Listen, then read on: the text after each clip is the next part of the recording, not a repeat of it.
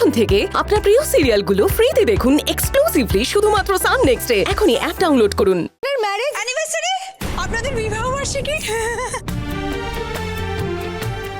আরে বিদুর আইবুড়ো ভাতের দিন কথা হলো না তোমাদের সাথে যে তোমাদের বিবাহ বার্ষিকী এবার আমরা বিশাল করে করব কি বাবা এবার কিন্তু কোনো কথা শুনবো না, এবার কিন্তু সেলিব্রেশন চাই চাই। হ্যাঁ দেখলে মিনু, ওদের কিন্তু সব মনে আছে। না না, এই বয়সে এসব কিছু দরকার নেই। ও মা, আমরা তো সব লিস্ট বানিয়ে ফেলেছি, বাড়িতে লোকজন আসবে, কেক কাটা হবে। এখন না বলে আমরা একদম শুনবো না, চলবে না। মা, ও মা, আমি তো ঠিক করেছি বিউটিশিয়ান ডাকবো, তোমাকে সুন্দর করে সাজানোর খুব ইচ্ছে আমার।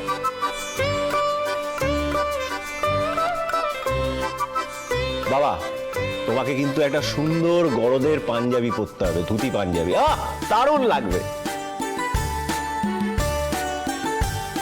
ফটো উঠবে না? অফকোর্স, ফটোগ্রাফারকেও তো ডাকবো, দুজনে একটা খুব সুন্দর ছবি তোলা হবে। একদম ঠিক কথা বাবা, মালা বদল কিন্তু হবেই হবে। হ্যাঁ একদম 40 বছরের বিবাহ বার্ষিকীতে আবার নতুন করে বাবা মার বিয়ে হবে। আচ্ছা বলছিলাম যে গান বাজনা হবে তো? হ্যাঁ এই কা চুপ করে,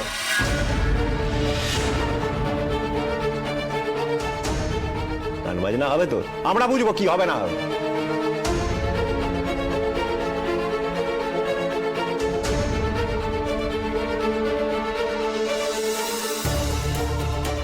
হাসি মুখে আনন্দ করেই বলল কথাটা।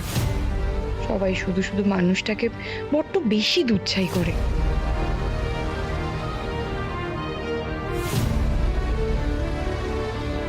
বলছি পুনু, এই বুড়ো বয়সে এসব করার কোনো দরকার নেই। মা তোমাদের 40 বছরের বিবাহ বার্ষিকী, সেটা তো এই বয়সেই হবে, এই অল্প বয়সে নিয়ে গিয়ে করা তো সম্ভব নয়। শোনো, সেলিব্রেশন হবে, এটা ফাইনাল। কি বলো? সেলিব্রেশন হতেই হবে। ছোটকা তো কেক কেক খাবি কিন্তু সন্ধ্যাবেলা, এখন একদম চুপ করে থাক। আচ্ছা বড় বৌদি, মেজ বৌদি, বলছি কি তোমরা বসে পড়ো না, খেয়ে নাও। হ্যাঁ হ্যাঁ, সবাই মিলে একসঙ্গে বসে পড়ো। আরে বুফে সিস্টেম হয়ে যাক না, সবাই মিলে একসঙ্গে খাওয়া দাওয়া হই হুল্লোড়। এটা এই না হলে বসু পরিবার। আচ্ছা বাবা, বলো না তাহলে কি প্ল্যান করব? আচ্ছা কজনকে ডাকা যায় বলো তো? বলছিলাম বাবা, ওই রাজু ইলেকট্রিককে একবার ডেকে নি, বিদুর বিয়ের মতো বেশ বাড়িটা সুন্দর করে আলো দিয়ে সাজিয়ে দিক। হ্যাঁ সে তোরা যা করবি, তোদের কোনো ব্যাপারে কোনোদিন তো কোনো আপত্তি করিনি, আজও করবো না। আচ্ছা বাবা শোনো না, তোমাদের মেজো ছেলে তোমাদের এই 40 বছর বিবাহ বার্ষিকী সেলিব্রেশনের জন্য একটা বাজেট করছে। এই অনেক বসে আছো কেন, বলো না। হ্যাঁ বাবা বলছিলাম যে এই থাম তো, তুই আমার হিসেবের কি বুঝিস? বাবা আমি বলছি শোনো, আমিও একটা বাজেট করেছি, তো খুব কম খরচে পুরো ব্যাপারটা আমি নামিয়ে দেবো। হ্যাঁ ওই বেশি না, ওই 1,9,5 হবে। হ্যাঁ তুমি ওই মানে 1,90,000 তুমি ওই রাউন্ড ফিগারে দিয়ে দিও, ওই 2 দিলেই হবে, ওর মধ্যেই আমি সামলে নেবো পুরো ব্যাপারটা। বর্দা, ও বর্দা শোনো না, তুমি এত চিন্তা করো না, একদম চিন্তা করো না। তুমি ব্যবসার কাজে এতটাই ব্যস্ত থাকো, বরং এই বিষয়টা আমি আর অনি হ্যান্ডেল করি। আসলে বাবা কি বলতো, আমাদের একজন চীনা ইভেন্ট ম্যানেজমেন্ট কোম্পানি আছে, তো আমরা ভাবছি পুরো ইভেন্টটাই ওদেরকে ম্যানেজ করতে বলবো, আমাদের কোনো হেডেকও থাকবে না। বাবা তুমি বরং টাকাটা আমাদেরকে দিয়ে দাও, তাই না? কিসের আবার ইভেন্ট ম্যানেজমেন্ট? ওরা পুরো লাভ রেখে কাজটা করবে। না না না না না না, ওইসব করে লাভ নেই, ওইসব করে ম্যানেজমেন্ট কিছু করতে পারবে না। বাবা আমি পুরো হাফ বাজেটে কাজটা নামিয়ে দেবো। শোনো না বাবা, বলছি তুমি ক্যাশে দেবে না চেকে দেবে?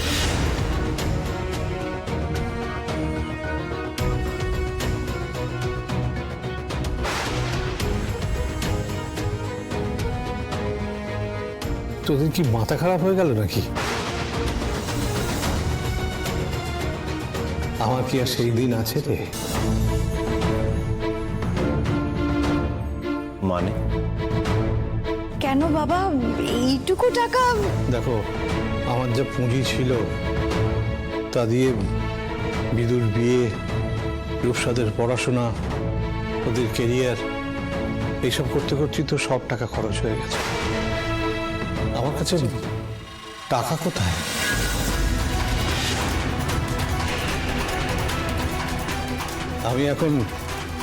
আমি এখন সর্বশান্ত একজন রিটায়ার্ড মানুষ।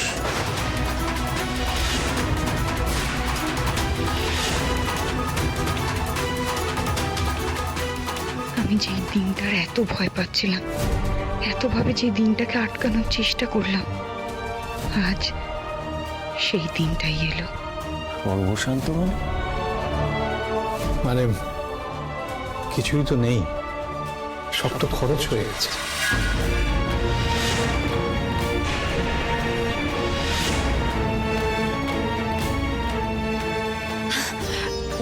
বাবা, খরচ হয়ে গেছে মানে?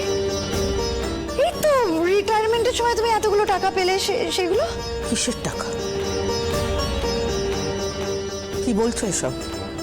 কোন টাকার কথা বলছো? ইয়ে গ্র্যাচুইটি। সেই টাকা তুলেই তো এই বাড়িটা তৈরি হয়েছে। সব জেনে শুনে তারপরে মানুষটাকে এত চাপ দিচ্ছিস কেন তোরা? সারা জীবনে তো কম চাপ নেয়নি। তোদের মানুষ করা, তোদের লেখাপড়া শেখানো, নিজের পায়ে দাঁড়িয়েছিস তোরা, সব তো এই মানুষটা করেছে। তারপরে টাকা নেই শুনে তেড়ে আসছিস কেন রে? আহ মিনু, উত্তেজিত হয়েও না। আরে ওরা কোথায় তেড়ে আসছে? এটা তো একটা পারিবারিক আলোচনা। ওরা আজকে জানলো, ওরা প্রত্যেকেই বড় হয়েছে, এরপর ওরা ভাববে কি করা যায়।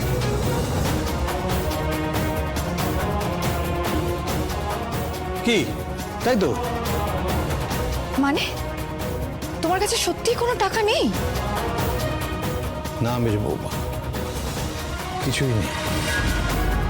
তোমাদের যা লাগতো সেই দিয়ে আমার হাতে টাকা কোথায়?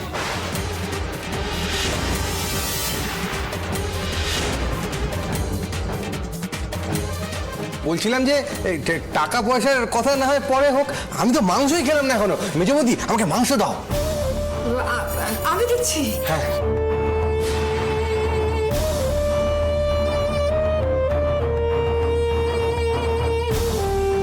হ্যাঁ নীলা, দীপুকে আরো বেশি করে মাংস দে। নাও দীপু, আরো বেশি করে মাংস নাও। 850 টাকা কিলো মাংসের। কিন্তু তোমার তো কিছুই যায় আসে না। তোমার দাদাদের টাকা খসছে, তোমার তো কিছুই যায় আসে না তাতে। নীলা, দাঁড়িয়ে আছিস কেন? আরো মাংস দে। থাক, আমার পেট ভরে গেছে।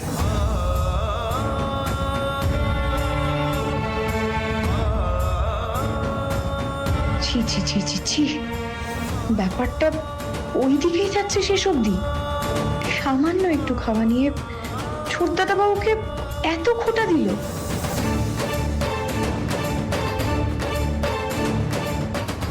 এই বয়সে এত খাওয়া ঠিক নয়।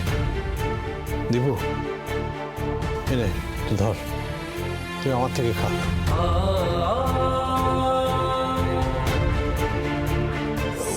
গোগল, তোর তো মাটন খেতে ভালো লাগে তাই না? তুই খা। হ্যাঁ, আমার খিদেটা মরে গেছে। খেয়ে নে, ভালো করে খা। আমার হয়ে গেছে, আমি উঠলাম।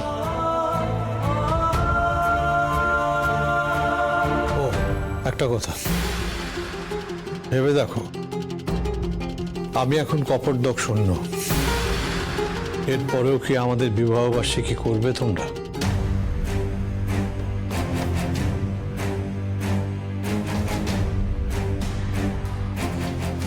হবে বাবা।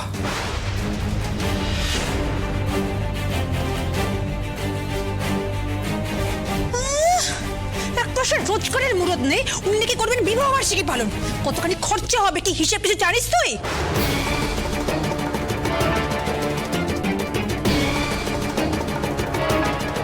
আজকের যে খাবারের আয়োজন, এটা করতে কত টাকা খরচা হয়েছে তুমি জানো?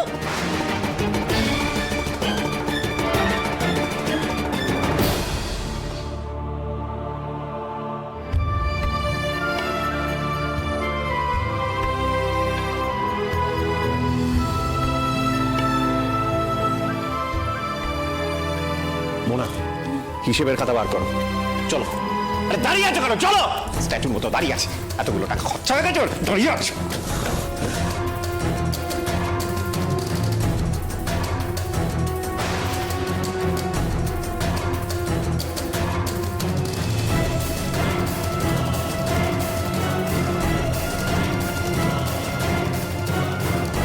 লেডিরা বিনু আর কে কিছুই হবে না। চলো গোগল, চলো। ওর তো খাওয়াও হয়নি। থাক,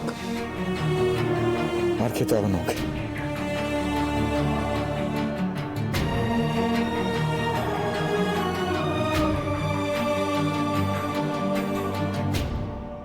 সাড়ে 800 টাকা কিলো মাংসের, কিন্তু তোমার তো কিছুই যায় আসে না। একটা সে রোজগারের মুরদ নেই, উনি নাকি করবেন বিবাহ বার্ষিকী পালন।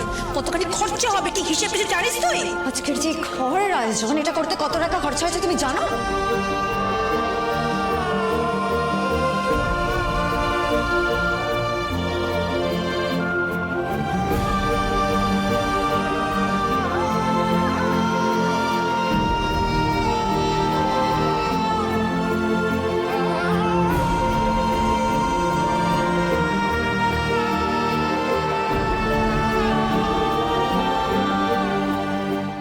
আমি আর পারছি না, সহ্য করতে পারছি না। মামা মামা তুমি এরকম করছো কেন? আমার খুব ভয় করছে। এই, একটাও কথা বলবি না, মাথা গরম আমার। চুপ করে শুয়ে পড়, শুয়ে পড়, যাই। শুয়ে পড়ছে গোগল, শুয়ে পড়ছে, শুয়ে। চুপ করে শুয়ে। সোমিলি কি করছো? কি বাচ্চাটা মানুষ না অন্য কিছু তোমার বাবা? হ্যাঁ, কি তোমার বাবা? শোনো, বাবা তো বাবা তো কি? বাবা তো কি? আমি বলছি তোমার বাবা কি? তোমার বাবা দেউলিয়া, দেউলিয়া। সমস্ত হিসেব, সমস্ত প্ল্যান সবকিছু নষ্ট হয়ে গেল, জাস্ট নষ্ট হয়ে গেল, সব নষ্ট হয়ে গেল। সব ভাঙচুর করছো, তোমার কি মাথাটা খারাপ হয়ে গেছে? ছাড়ো বলছি আগে, আমাকে একদম আটকাবে না। যদি তুমি আমাকে আটকানোর চেষ্টা করো তাহলে তোমার গলা আমি টিপে দেবো। শান্ত হও। শোনো, উত্তেজনা তো কোনো লাভ নেই। বাবার তো সব টাকা শেষ হয়ে গেছে। শেষ হয়ে গেছে তো বুড়ো এতদিন ধরে কেন বলেনি? সবার কাছ থেকে লুকিয়েছে কেন? কেন কেলমি বলোনি? কেন লুকিয়েছে এতদিন ধরে? আস্তে শুনে ফেলবে কেউ, প্লিজ। ঠকালো তোমার বাবা, আমাদের প্রত্যেকটা মানুষকে ঠকালো এবং বোকা বানালো।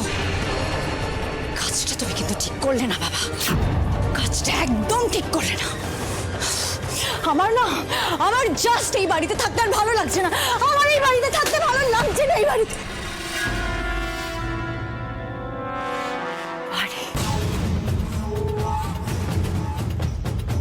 বাড়ি রাইট, সব চলে গেলেও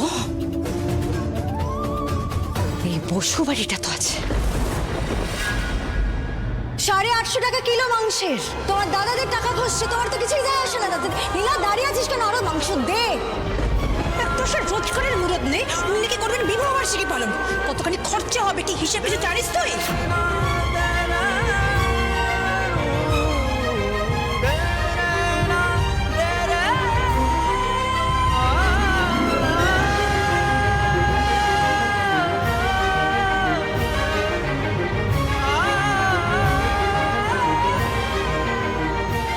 সত্যি তো কি মরদ আছে আমার?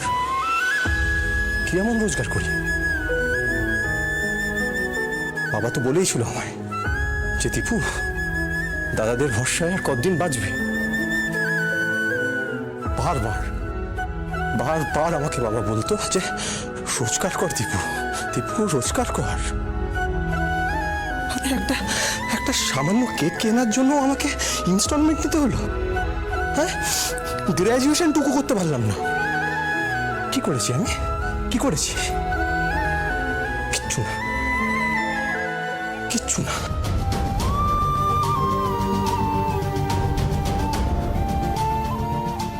আরে গলায় রক্ত উঠে গেল বাবার বলতে বলছে দীপু কাজ কর, দীপু কাজ করে নে, দীপু রোজগার কর, দীপু। কিন্তু আমি কিছু পারি না, আমি তো কিছু পারি না। তাই এই কথাগুলো জানো তো আমার শোনা উচিত ছিল। এই কথাগুলো শোনা উচিত ছিল আমার, কারণ আমি অপমানই ডিজার্ভ করি। ব্যাস, এটা ঠিক যে আপনি কিচ্ছু করেন, আর আর সেই জন্য আপনাকে এতগুলো কথা শুনতে হলো। কিন্তু একবার বড়বাবুর কথাটা ভেবে দেখুন, ওই মানুষটা তো পরিবারের সবার জন্য করেছেন, দিনের পর দিন মন প্রাণ দিয়ে করেই গেছে। একটা কথা বলবো আপনাকে ছোটদাদা বাবু। বলো। আপনি একবার বড়বাবুর কাছে যান। মানুষটা খুব কষ্ট পেয়েছেন।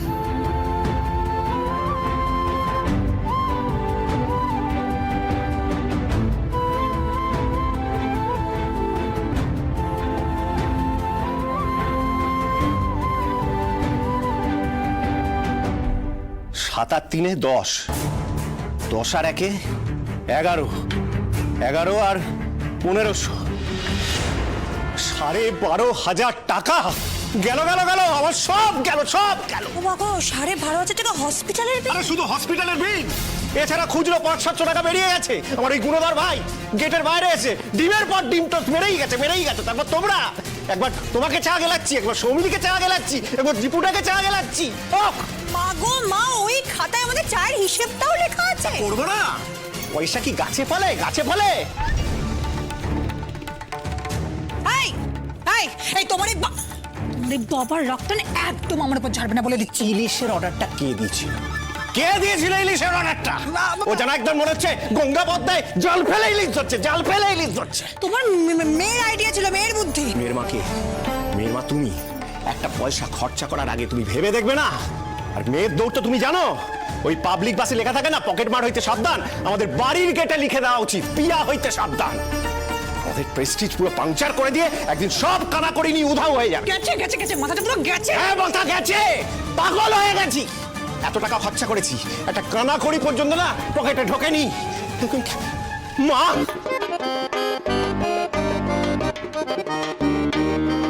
তুমি তো জানো মা আমার কতগুলো টাকা খসে গেছে।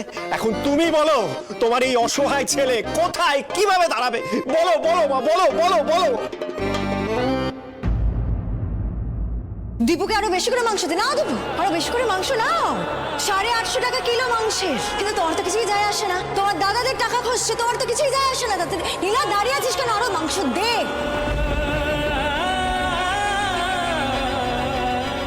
যে নিজে বাঁচতে চায় না তাকে বাঁচানো যায় না মাস্টারমশাই। ওই পই করে বারণ করেছিলাম, ছেলে মেয়েদের পিছনে, এই সংসারের পিছনে নিজের সর্বস্ব উড়িয়ে দিও না।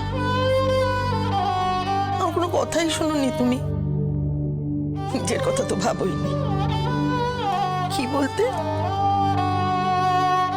না, বাবা মায়ের সমস্ত সঞ্চয় ছেলে মেয়েদের পিছনেই তো খরচ করবে নাকি? মাস্টারমশাই ঠিক এই জন্যই ওরা ভেবেছে তোমার কাছে রাজার ধন আছে, টাকার গাছ আছে তোমার কাছে। চিরজীবন স্কুল মাস্টারি করলে, যা টিউশন করিয়েছো কারোর কাছ থেকে একটা টাকাও নাওনি কোনোদিন। তোমার বিবেকে বেঁধেছে। এরপরে সঞ্চয় থাকে মাস্টারমশাই? তুমি কবে বুঝবে যে এই পৃথিবীতে কেউ কারোর আপন নয়? কেউ না, এমনকি ছেলে মেয়েরাও নয়।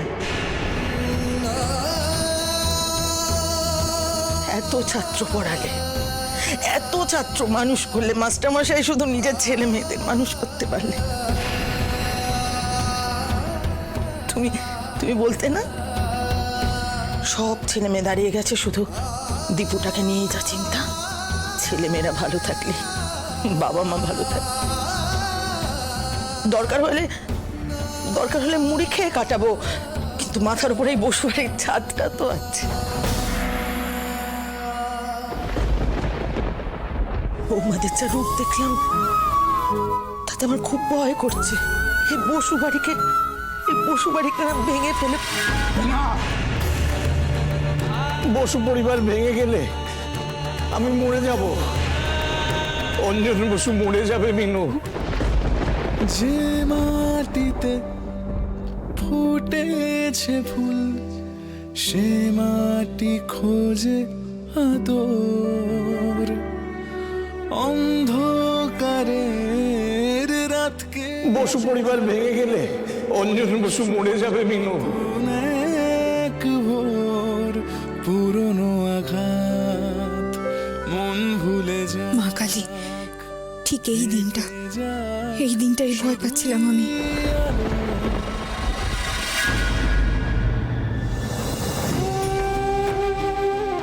বাবা মায়ের সাথে কথা না বলে আপনি কেন চলে এলেন আজ? আজ তো আপনার উচিত ছিল ওনাদের পাশে দাঁড়ানো। না না না, আমি পারবো না। বাবা যে কষ্টটা থেকে এত বড় কথা বলেছে, তারপর আমার মতো একটা অপদার্থ ছেলে যদি তার সামনে যায়, তাহলে তো বাবার আরো মরে যেতে ইচ্ছা করবে। আমি সেই মানুষটাকে আর কষ্ট দিতে পারবো না, আরো বেশি কষ্ট। সন্তান যেমনই হোক, বাবা মা সন্তানকে দেখলে সমস্ত কষ্ট ভুলে যান। আর তাছাড়া আপনি অপদার্থ তা তো নয়। কাজের কাজ তো কিছুই জীবনে করে উঠতে পারিনি আমি। ছোটদাদা বাবু, বড় চাকরি, ব্যবসা, এগুলোই কি কাজের কাজ? আপনার মতো মন কজনের হয় বলুন তো? আজ বড় বাবুর কত বড় অ্যাক্সিডেন্টের পর আপনি পাশে না থাকলে বিপদ বাড়তো বই কমতো না। একটা দায়িত্ব নিয়ে হাসপাতালে নিয়ে গেছেন আপনি। অপদার্থ হলে পারতেন রক্ত বিক্রি করে বড়বাবুর চিকিৎসার টাকার ভাগ দিতে।